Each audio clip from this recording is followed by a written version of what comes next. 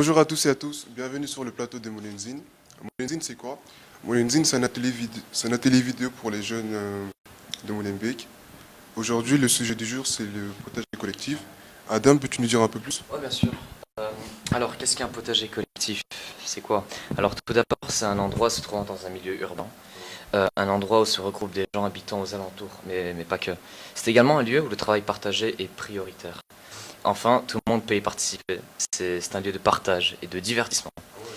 Ouais, mais au final, je sais pas à quoi ça sert en fait, un potager. Tu peux nous dire Bien, plus? bien sûr, je peux dire un petit peu plus. Ça permet aux habitants de disposer d'un terrain pour réaliser des cultures, pour permettre l'apprentissage de la vie collective et apprendre à voir la main verte. Ah ouais, les gars, on n'avait pas fait un tournage il y a 2 semaines. Si. Si. Oh, donc Regardez. Regardez le reportage. Ouais, bah vas-y. Yes.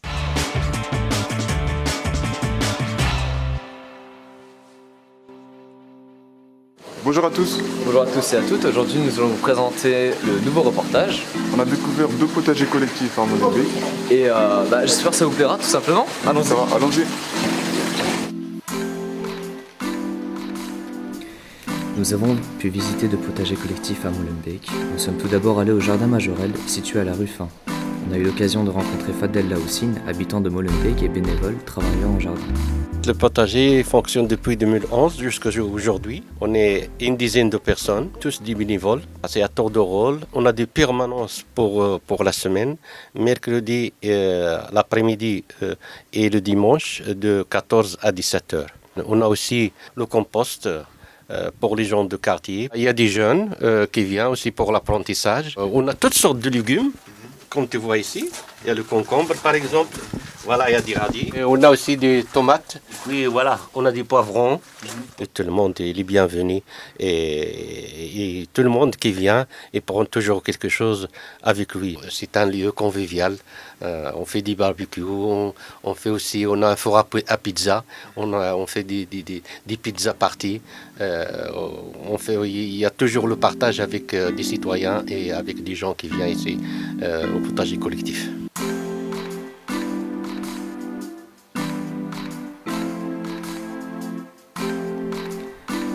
Amélia nous a rejoints au potager collectif pour nous expliquer le projet Good Food, dont elle fait partie. Elle met notamment l'accent sur l'alimentation locale et durable. Good Food, c'est une stratégie régionale. Donc c'est toute une série d'initiatives, d'appels à projets, d'études, de promotion de métiers liés à l'alimentation durable, mais aussi soutenir les initiatives des citoyens. Par exemple, au potager, quand il doit s'installer en ville, il a besoin à la base de quoi? D'un terrain. Et les terrains urbains, ils sont très rares. Et donc, la plupart des potagers, elle est sur un terrain qui appartient à un acteur public. Donc, on peut les aider, par exemple, à trouver ces terrains, à négocier avec la commune. Ensuite, nous nous sommes dirigés vers Parc Farm, le second jardin collectif se situant en Tour et Taxi. Nous y avons rencontré Mustapha, porteur du projet, qui nous en dit un peu plus sur les activités organisées au potager collectif.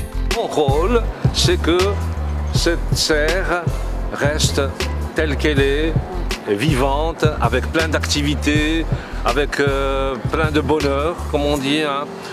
Moi, habitant de Molenbeek-Saint-Jean, à rue de l'Escaut, on a besoin d'un endroit aussi verdoyant et aussi joli, aussi beau que celui-là. Pour nous, le plus important, c'est qu'il soit fréquenté par des gens qui habitent autour de nous et par des gens tout court et que ça se passe bien. Pourquoi? Parce que c'est un truc, c'est quelque chose qui valorise, qui nous valorise en quelque sorte. Fadel nous a ensuite parlé d'un autre projet porté sur le partage, le four à pain. Le four, c'est une belle histoire. Hein. Le four, c'est vraiment. On faisait une table ronde avec Bruxelles Environnement et on nous a dit mais allez, qu'est-ce que vous voulez vraiment quelque chose qui vous appartient? J'ai dit un four. Petra à ce moment-là elle me dit mais Mustapha c'est génial. Pourquoi un four? Alors j'ai rétorqué comme ça avec une phrase. Je dis un four parce que lorsqu'on remonte dans le temps, 10 000 ans avant Jésus-Christ, eh bien, les êtres humains que nous sommes se réunissaient autour de 2 points. Soit une source d'eau, soit une source de feu. Et on dansait, on chantait, et on faisait la paix, vous comprenez? C'est ça ce qu'on veut ici. Tous les dimanches, de midi à 15h, monsieur tout le monde, madame tout le monde, c'est pas seulement les gens de quartier, ils peuvent venir et peuvent cuire leur pain ou leur pizza. Si vous regardez les potagers qui sont derrière nous, c'est des petites parcelles par des groupes de 5 ou une famille nombreuse.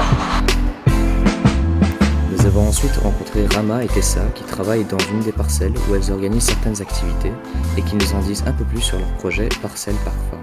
Vous êtes dans la parcelle de PPP, une parcelle de femmes de quartier qui est tenue par Tessa et moi avec d'autres femmes. C'est une envie d'être dehors, d'avoir un petit endroit où on peut s'exprimer qui prend la forme de cette parcelle. Tout le contour de cette parcelle, on va planter des fleurs comestibles. Voilà. Et c'est un endroit qui est magnifique, où on fait vraiment de très belles rencontres. On passe vraiment de très très bons moments ici, ensemble. Récolte de l'humanité. Et ceux qui viennent le savent que c'est plutôt un projet être et pas un projet avoir. Le matin, quand j'arrive là, c'est vraiment reposant. Avec devant ces plantations, la nature et tout. Franchement, c'est magnifique. Ensuite, nous avons eu l'occasion de parler à Abdil, un jeune bénévole qui a seulement 15 ans et qui possède déjà sa propre parcelle. Je m'appelle Abdil, je suis bénévole ici depuis 4 ans et demi. Ouais. Et ici, on potager. Enfin, il y a un pommier qui a été arraché avant, au fond, qu'on l'a ramené ici. Nous avons des oignons. Nous avons passé une agréable journée et nous espérons que ça vous a plu. Nous avons visité seulement 2 potagers, mais sachez qu'il y en a beaucoup d'autres.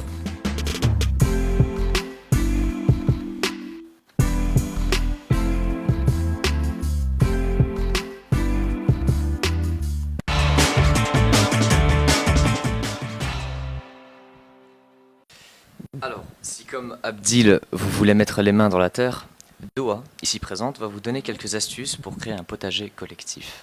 Pour créer un potager collectif, il faut choisir un bon emplacement. Ça veut dire sur un sol riche, à l'abri du vent et près d'un point d'eau. Et si vous ne vous sentez pas de vous investir dans un projet tel que d'organiser un potager collectif, vous pouvez toujours vous investir dans un qui existe déjà. Donc voici la carte de Molenbeek. Donc il y a différents potagers collectifs. On peut prendre comme exemple la rue ASBL qui est ouverte tous les mercredis de 14h à 17h ou encore le jardin L'Avenir. Si vous avez d'autres questions par rapport à ces potagers collectifs à Molenbeek, n'hésitez pas à nous laisser un commentaire sur ce live et nous, toute l'équipe, on sera ravis d'y répondre. Et figurez-vous, juste avant de vous laisser, que le VK, donc ce sont les petits flyers qu'on a ici, organise ce samedi 6 avril 4 sessions d'ateliers pour construire des structures en bois, donc par exemple des ruches ou des terrasses, qui vont en fait être utilisées pour leur jardin communautaire qui va ouvrir en 2021. Yes, donc c'est tout, voilà, j'espère que ça vous a plu. N'hésitez pas à nous rejoindre sur les réseaux sociaux et je vous souhaite une excellente journée, excusez-moi, et ou une excellente soirée également. Ça dépend de l'heure à laquelle vous visionnez l'émission. Alors le prochain live se déroule le 29 mai et je vous dis à dans un mois.